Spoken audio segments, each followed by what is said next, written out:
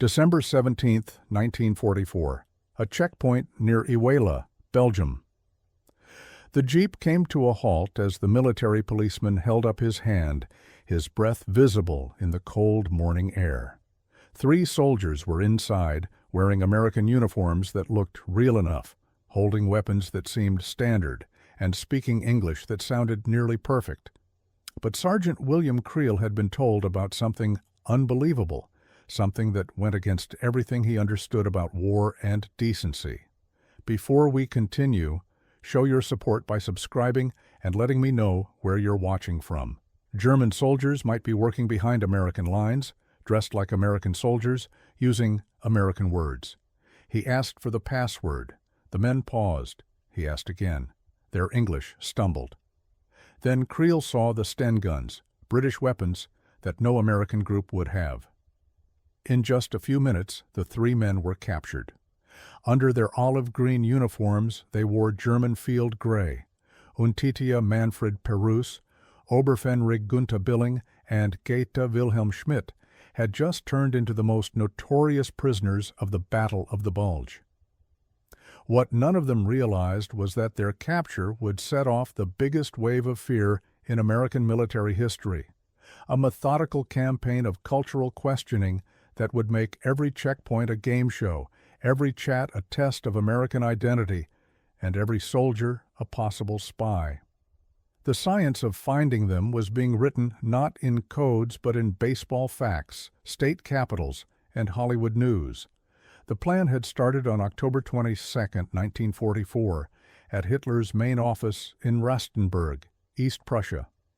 Adolf Hitler called SS Oberstbannführer Otto Scotzi to see him, speaking to him with words that would change the last months of the war. The Führer had a task, one that needed trickery on a level never tried before. Skorzeny was already one of Germany's most respected commandos. In September 1943, he had led the glider attack that freed Benito Mussolini from his mountain jail at Gran Sasso, flying Il Duce away in a small plane that just made it over the rocky land. In October 1944, he had planned the capture of Miklo Horthy Jr., making Hungary's leader step down and keeping that country in the war. Now Hitler gave him his boldest job yet. German troops would start a huge counterattack through the Ardennes forest, pushing toward the vital port of Antwerp. The attack would divide the American and British forces, repeating the amazing win of May 1940, when German tanks had made it to the English Channel in days. But this time, winning relied on speed. The Germans had to take at least one bridge over the Meuse River in one piece before Allied engineers could blow it up. Skorzeny would create a special unit, Panzer Brigade 150, whose job would be to grab those bridges before they could be destroyed. Hitler told him about a choice that made even the tough commando think twice. This could be done faster and with fewer casualties if Skorzeny and his men put on American and British uniforms.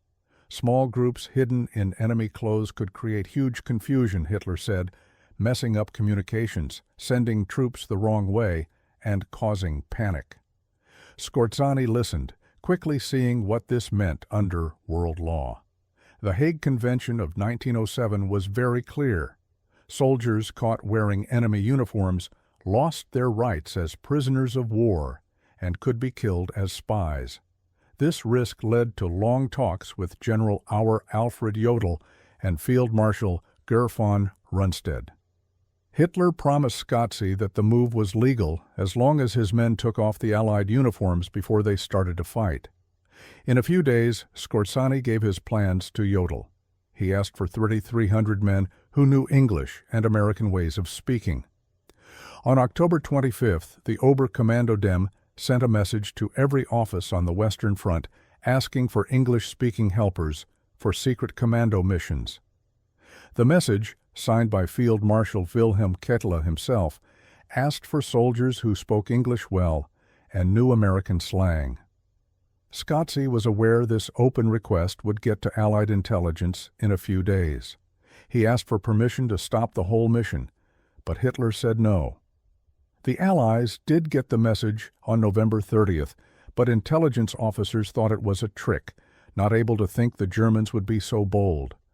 Helpers came from all parts of the German military, most with no clue what they were getting into. Fritz Priest, a 21-year-old Luftwaffe private who was an English translator, believed he would be questioning American prisoners, far from any fighting. Instead, he was put behind barbed wire at a training camp set up at Grafenwehr in eastern Bavaria. The security was very tight. One man was shot when his letter to his family had too much information. The helpers learned about their mission only after they got there. The truth of what Scotzi had to work with would have been funny if the situation wasn't so serious. Out of the 2,500 men who were gathered, only 10 spoke perfect English and knew American expressions. Another 30 to 40 spoke English well, but didn't understand American slang. Between 120 and 150 spoke English pretty well. The rest had only basic school English, hardly able to say more than yes or no. Skorzeny later said that after a few weeks, the outcome was frightening. Those with very little English were told to shout, "Sorry," if an American came near them, then open their pants and run off, pretending to have an upset stomach. The gear problem was just as bad. O.B. West was told to get 15 Sherman tanks, 20 armored cars, 20 self-moving guns, 100 jeeps, 40 motorcycles, 120 trucks, and enough British and American uniforms. What arrived was far from what was needed. Only 2 Sherman tanks showed up, both in bad shape, with one breaking down right away. Instead of the American armor he wanted, Skorzeny got 5 Panther tanks, 6 armored cars, 6 armored personnel carriers, and 5 Sturtermutz assault guns, all German. The Panthers were covered with sheet metal painted olive green and had white star symbols. Skorzeny himself said they would only trick very new American soldiers, seeing them from far away in the dark. The uniform problem was even worse. Many were British, Polish, or Russian uniforms. Some were for summer, even though the attack was in December. Others had blood spots or P markings. Units all over Germany, not understanding the request, sent anything they had. The brigade was filled with Polish and Russian gear from units that didn't get the mission's goal. Skorzeny was able to get enough real American uniforms and weapons for just the commando groups. The best English speakers were put into a special group called Einheil, named after SS Captain Ernst Stalow, who would be their leader. These groups got intense training even with the short amount of time. They learned about the American Army's structure, rank symbols, military habits, and marching rules. Some were sent to POW camps at Kustrin and Lindbergh to use their English with captured American soldiers. They watched American films to improve their accents and pick up new slang. They learned American brand names, sports teams, popular songs, and Hollywood actors. The commandos worked on walking like Americans, smoking like Americans, and even chewing gum like Americans. The jobs were split into 3 types. Demolition groups of 5 to 6 men would wreck bridges, ammo storage, and fuel tanks. Scout patrols of 3 to 4 men would check both sides of the Meuse River, giving wrong orders to American units they met, turning around road signs, taking down minefield warnings, and blocking roads with signs about mines that weren't there. Lead commando groups would work with the attacking German troops, snipping telephone lines, wrecking radio stations, and giving out fake orders. The commandos understood the dangers. If caught in an American uniform, being executed was almost a guarantee. But there was another threat. In the confusion of battle, they could be shot by their own men if German soldiers thought they were real Americans. For recognition, they would use special signs. Vehicles would show a small yellow triangle. Tanks would keep their guns in certain positions. Soldiers would wear colored scarves under their uniforms. On December 14th, Panzer Brigade 150 gathered near Bad Münstereifel. On the afternoon of December 16th, they started moving, following 3 attacking panzer divisions. The plan was for Skorzen's disguised troops to go around the main attack groups once they got to the high fence, then speed ahead to take the Meuse bridges. The mission relied completely on the quick movement of the 1st SS Panzer Division led by Joachim Peiper. If Peiper's armored front broke through fast, Skorzeny disguised soldiers could sneak through in the chaos and get to the bridges before American engineers blew them up. December 16, 1944, started before the sun came up. Through the dark woods of the Ardennes, over 200,000 German soldiers began Hitler's last big attack in the West. The first attack was a total surprise. American troops, spread out over an 80-mile line, were heavily outnumbered. 4 new or tired American divisions were up against 30 German divisions with almost 1,000 tanks. The German artillery fire broke the quiet of the cold morning. Searchlights lit up the clouds to brighten the battlefield. Soldiers moved through the snowy woods. Tanks rolled forward on small roads. For the first few hours, everything went as planned. The Einheil teams snuck in during the confusion, dressed in American uniforms and driving captured jeeps. They moved through the messy American retreat. One team drove right into a town held by Americans, checked all the defenses, and then, on their way out, sent an American convoy of tanks and gear down the wrong road. 2 other teams were able to send Allied convoys the wrong way, making the confusion worse. They cut telephone lines, took down road signs, and spread fake stories of German advances that were deeper than they really were. But on December 17th, the real situation ruined the mission's chances. The 1st SS Panzer Division didn't get to its goals on time. Strong American defense at Elsenborn Ridge blocked the Germans from the northern roads they needed. At St. Vith, American soldiers fought hard, holding up the German schedule by almost a week. The fast breakthrough that Operation Grief needed never happened. Skorzeny knew that same day that his mission's main goals were not going to be met. He went to a staff meeting at 6th Panzer Army Headquarters and proposed his brigade be used as a regular unit. The idea was approved. Panzer Brigade 150 was told to gather south of Malmedy and join the 1st SS Panzer Division, but the commando teams were already behind American lines. Some finished their missions. Others were caught when they couldn't give the right password, when jumpy American soldiers saw British weapons or German boots, when their English failed under stress, or when they couldn't answer easy questions about American life. The capture near Iwela on December 17th of Paris, Billing, and Schmidt started the panic that would be the mission's true effect. During questioning, Schmidt said something that shocked Allied intelligence. He said their job was part of a bigger plan to get into Supreme Headquarters Allied Expeditionary Force and capture or kill General Dwight Eisenhower himself. It's not clear if Schmidt believed this story or was spreading lies on purpose. No proof has ever been found that such a plan was real. The real job was to take bridges over the Meuse River. But the statement had quick effects. In hours, security around Eisenhower was greatly increased. The Supreme Commander was basically a prisoner in his own headquarters at Versailles, with guards checking everyone who came into the building. Eisenhower was said to be very angry about being stuck, especially since it lasted through Christmas. After a few days, he angrily said he had to leave and didn't care if someone tried to kill him. But the fear spread far beyond just keeping Eisenhower safe. Allied forces, already shaken by the German attack, now saw possible spies everywhere. Checkpoints popped up all over the Allied rear areas, greatly slowing down the movement of soldiers and gear. American military police started questioning every soldier who passed, using questions made to find Germans pretending to be Americans. What is the capital of Illinois? Who won the World Series in 1940? Who is Mickey Mouse's girlfriend? What team plays at Wrigley Field? Who is married to Betty Grable? Where does the guard line up in a football game? Who is Frank Sinatra? What is the name of the president's dog? The questions went from state geography to baseball facts to Hollywood news to American slang.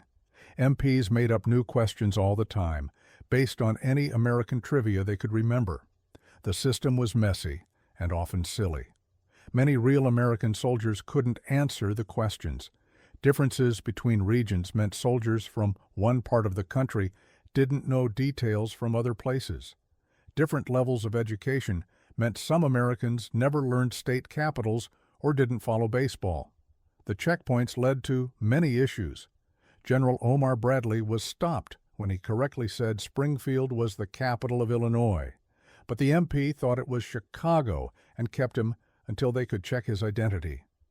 Brigadier General Bruce Clark was held with a gun on him after wrongly saying the Chicago Cubs played in the American League. A captain was held for a week after being found with German boots he had taken as a souvenir. British soldiers had a very hard time.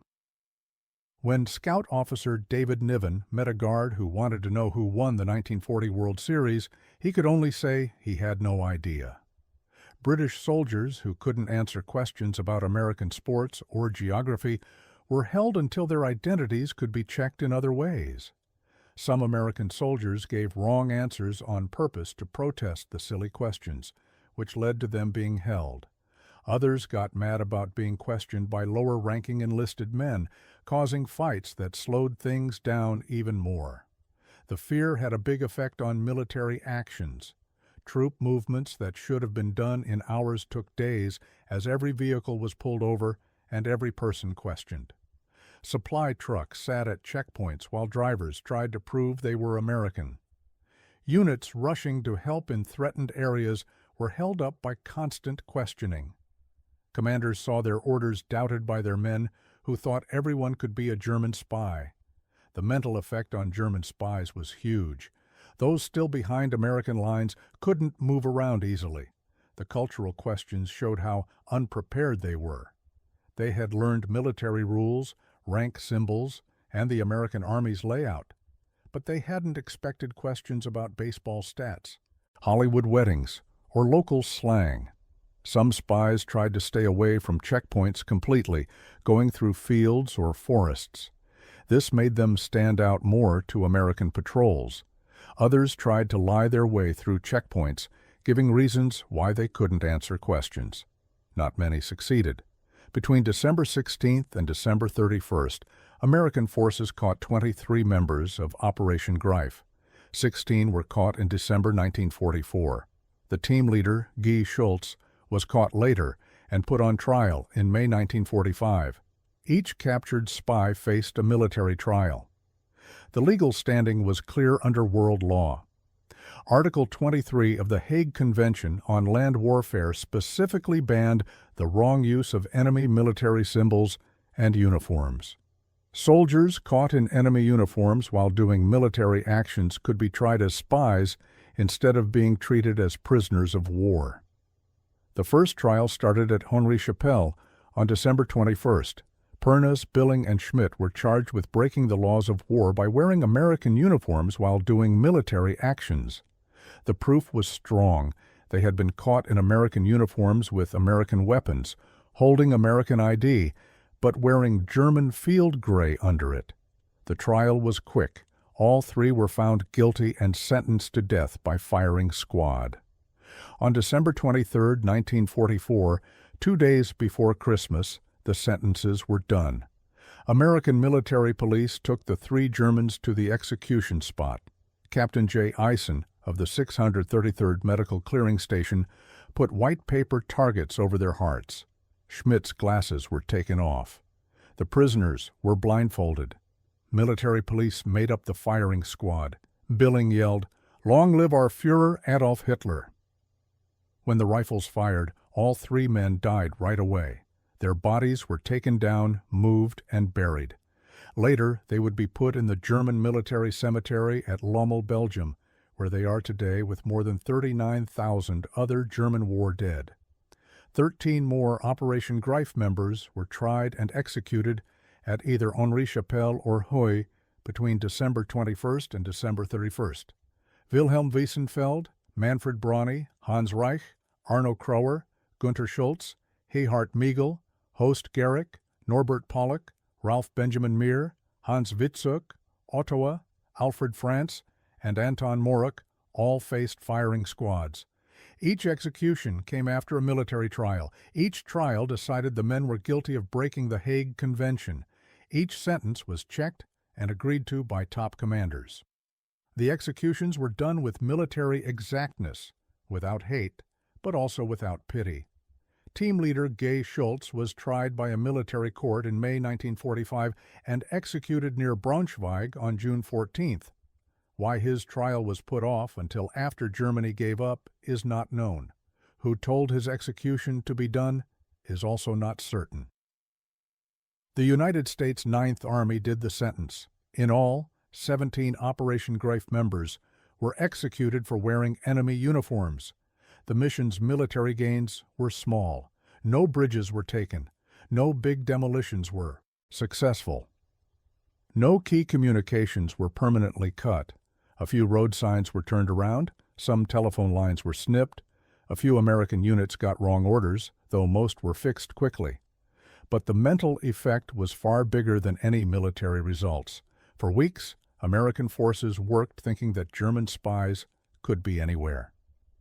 The fear changed decisions at every level.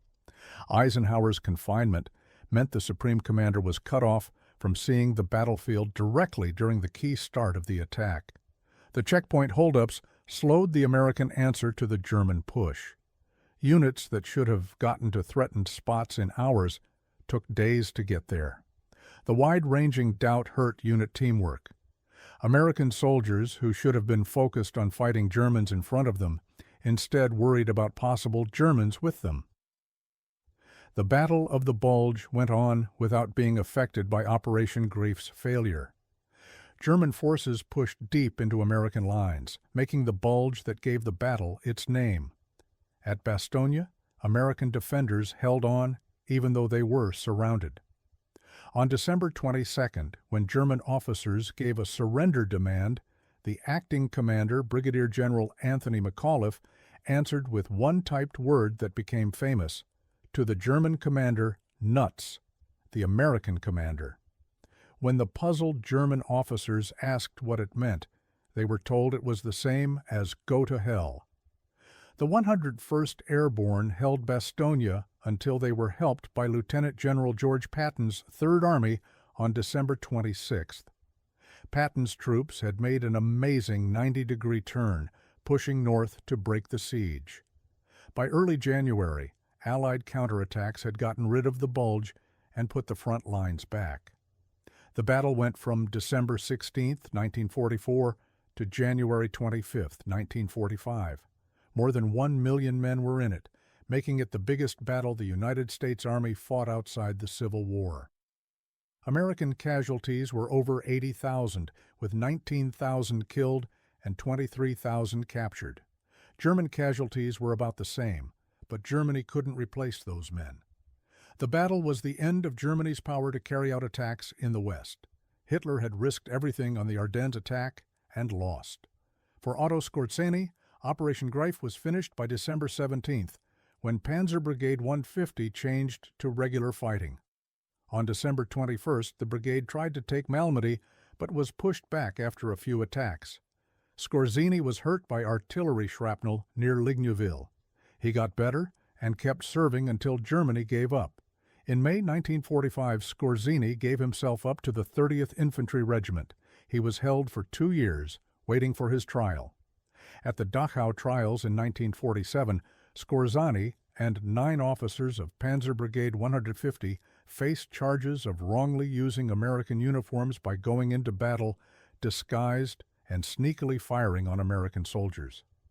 They were also charged with wrongly getting American uniforms and Red Cross packages from POW camps. Skorzeny's defense was based on a key point. His men had been told to take off American uniforms before starting to fight. The disguises were for sneaking in and tricking, not for fighting. A surprise defense witness made a huge difference. F. Yo Thomas, a former British special agent, said that Allied forces had used the same methods. He had worn German uniforms behind enemy lines on missions in France. The military court made a clear difference between using enemy uniforms in a fight and using them for trickery. It couldn't be shown that Skorzeny had told his men to fight while in American uniforms. The court found all the men not guilty. The decision was debated. 17 of Scorsani's men had been executed for the same things he was cleared of. The difference seemed to be timing and proof. The men executed in December 1944 had been caught in American uniforms. Scorsani, on trial in 1947, could show his orders banned fighting while disguised. The trial set a big example for the laws of war. Using enemy uniforms for trickery was ruled a fair trick of war, as long as the fighters took off the disguises before starting to fight. This point would shape how world law was seen for decades. Scorsani didn't stay locked up for long. In 1948, he escaped from a camp in Darmstadt. Former SS officers dressed as American military police helped him get away.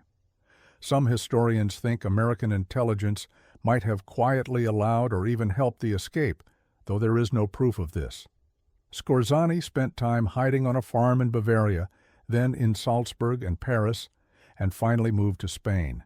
He worked as a military helper to Egyptian President Gamal Abdel Nasser.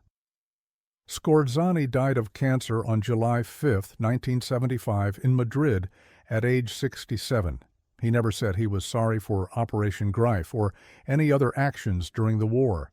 The checkpoint questions became a part of American military stories. The questions about baseball and Hollywood, state capitals, and movie stars became signs of how cultural identity was used as a safety tool during the tough time. The quickly made system, as messy as it was, worked well at finding spies whose language training couldn't copy the simple cultural knowledge that Americans picked up naturally as kids. Being American was more than speaking English or wearing the right uniform. It was about shared cultural moments, common points of reference, and group memories that couldn't be properly taught to foreigners in a few weeks of training. This cultural connection, often not thought about, turned out to be a national security strength when challenged by enemy spies. The 17 men executed for Operation Greif are mostly remembered today through military graveyards and history books. Their graves at Lommel are kept with the same respect as those of soldiers who died in regular combat. The cemetery doesn't separate those executed as spies from those killed in battle. All are German war dead. Manfred Perus was 23 years old when he was executed. Gunther Billing, 21, was a strong Nazi supporter until his last breath. Wilhelm Schmidt, 24, met death with calm acceptance. Each one was someone's son, maybe someone's brother. Each had made decisions that brought them to that cold morning in Belgium, to those posts, to those blindfolds, to those rifles. Operation Greif's story went beyond its military failure. The mission showed that special missions can't make up for a regular military loss. Scorsani's spies couldn't take bridges if Piper's tanks never got to them. No amount of trickery and confusion could replace the breakthrough that didn't happen. Yet the mission was successful in causing trouble far greater than what the actual spies did. Just the idea of spies created fear that affected hundreds of thousands of soldiers.